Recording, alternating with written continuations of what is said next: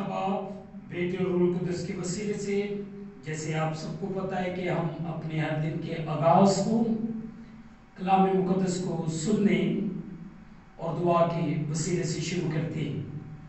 चले आए आज के इस खूबसूरत दिन को वाइज उसका 12वां बाब उसकी पहली आयत से लेकर 8वीं आयत तक तलावत करेंगे। अजीजों, इन आयात का जो थीम है नौजवानों को नसीहत, वाइज उसका 12वां बाब उसकी पहली आयत से 8वीं आयत। अजीजों, कलाम मुकद्दस में यूं लिखा है, और अपनी जवानी के दिनों में अपने खालिक को याद कर, जबकि बुरे दिन हनूज नहीं आए और वो बरस नजदीक नहीं हुए जिनमें तू कहेगा कि इनसे मुझे कुछ खुशी नहीं, जबकि हनूज सूरज और रोशनी और चांद और सितारे तारीक नहीं हुए और बादल बारिश के बाद फिर जमा नहीं हुए, जिस रोज घर के निगहबान थरथराने लगे और जोरावर लोग कुबड़े हो जाए और पीसने वालियां रुक जाए, इसलिए कि वो थोड़ी सी हैं और वो जो खिड़कियों से झांकती है धुंधला जाए और गली के कबाड़े बंद हो जाए। जब चक्की की आवाज धीमी हो जाए और इंसान चिड़िया की आवाज से चौंक उठे और नगमा की सब बेटियां ज़हीफ हो जाए।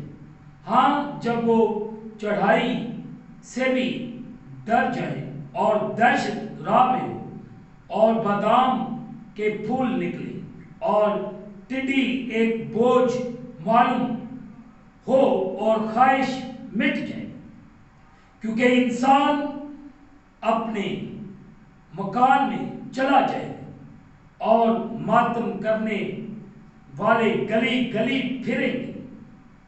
पेशतर इससे के चांदी की डोरी खोली जाए और सोने की कटोरी तोड़ी जाए और घड़ा चश्मा पर फोड़ा जाए और होश का चरग टूट जाए और खाक खाक से जा मिले जिस तरह आगे मिली हुई थी, और खुदा के पास जिसने उसे दिया था वापस जाए। बातल ही बातल, वाइस कहता है सब कुछ बातल है। मुकद्दस पाक कलाम के पढ़े और सुने जाने से हम तमाम सुनने वालों को खुदावंद के पाक कलाम के वसीले से बरकत मिले, आमीन। आए अजीजों, जो हिस्सा तलावत किया गया है इस पर थोड़ी देर के लिए गौर खोज करें। अपनी जवानी के दिनों में अपने खालिक को याद कर, ये नौजवानों को नसीहत।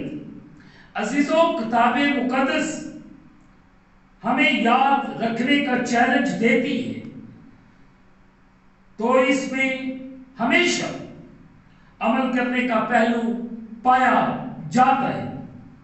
मसलन जब खुदा ने अब्राहम को याद किया तो वो उसकी जिंदगी में ऐसे मकासद के लिए सरगर्म हो गया।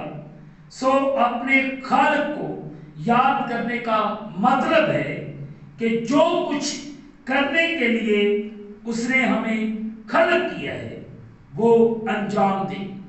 इसका मतलब है कि उसकी हजूरी के बारे में सख्ती से बाखबर रहते हुए अपनी जिंदगी बसर करने की जरूरत है। अजीजों, क्योंकि जो कुछ हम करते हैं और जिससे बास रहते हैं ये उस पर यकीनन असर अंदाज होगा।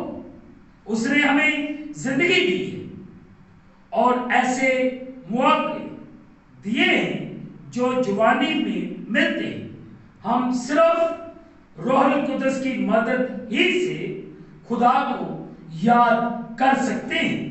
अजीजों, जबकि ہم نئی انسانیت کو پہنتے ہیں جو خدا کے مطابق سچائی کی راست بازی اور پاکیزگی میں پیدا کی گئی ہے۔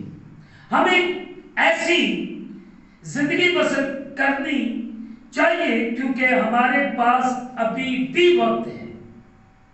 یہ حوالہ جو پڑھا گیا ہے اس کی 3 آیت سے لے کر 7 آیت تک باغور دوبارہ دیکھیے گا۔